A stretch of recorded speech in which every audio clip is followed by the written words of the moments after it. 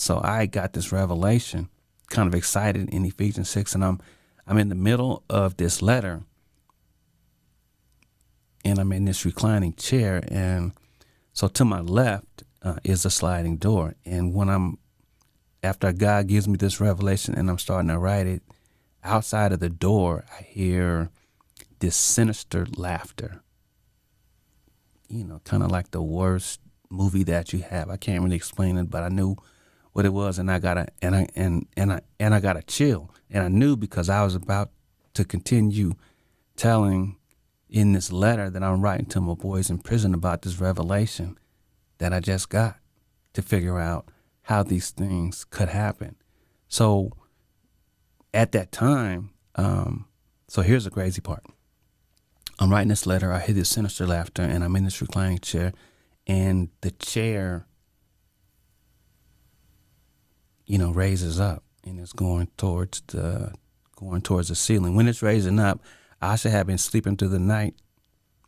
Well, when the chair starts to raise up, all of a sudden, Asha, and I've been out here all night because I'm a late night guy.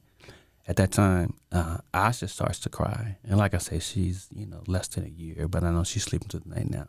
She starts to cry, so I pray. I say, God, let me finish this thought. Let me finish writing this letter. Asha stops crying immediately, and I'm back on the ground.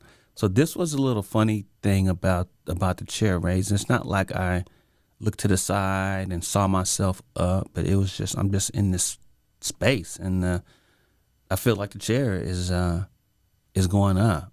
I didn't look to the side and have a conversation and look down and be like, "Woo, you off the ground." But it was in this moment where these things happen. So that was another one. Like I said, I never thought that I would even tell any of those stories because they were too, I would think people being like, Kev, I don't know what's going on with you, and your walk with God, but you hearing voices, you hearing sinister laughter outside your door, chairs raising up, man. You might need to go seek a little help, bruh. Right?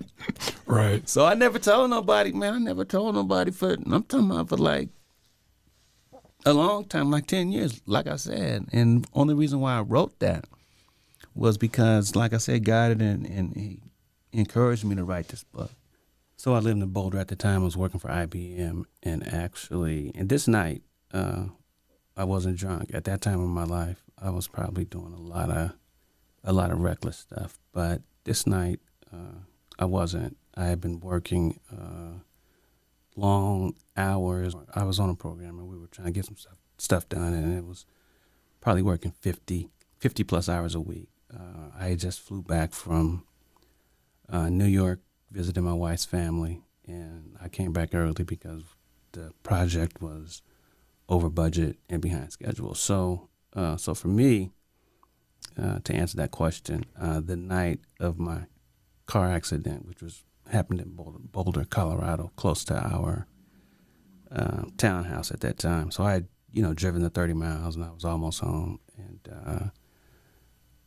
hit a T. So stop sign was up. I should have went, left.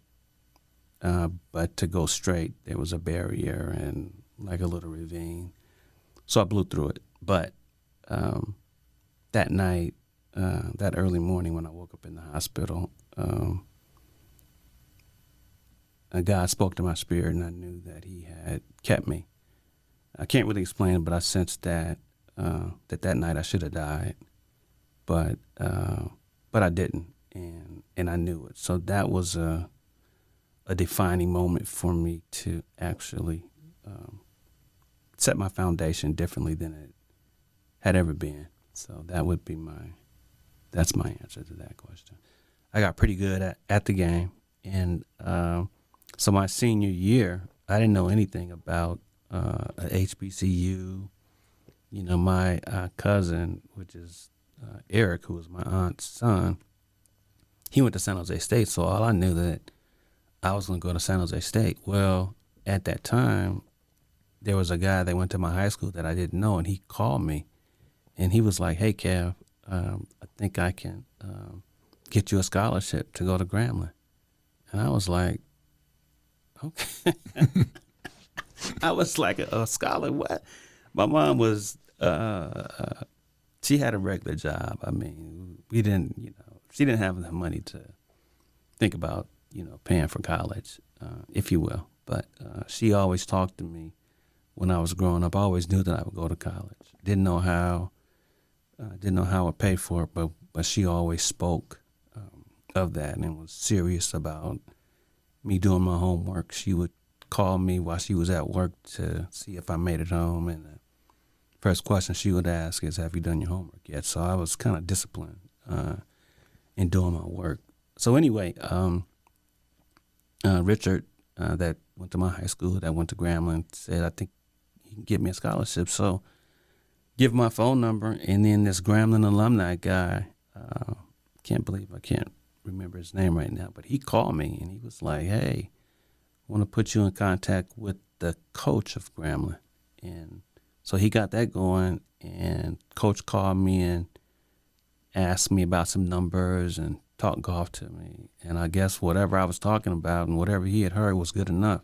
And he was like, "I'd like to extend a golf scholarship to you for Grambling. It'll be a half golf scholarship." And I was like, "Yes."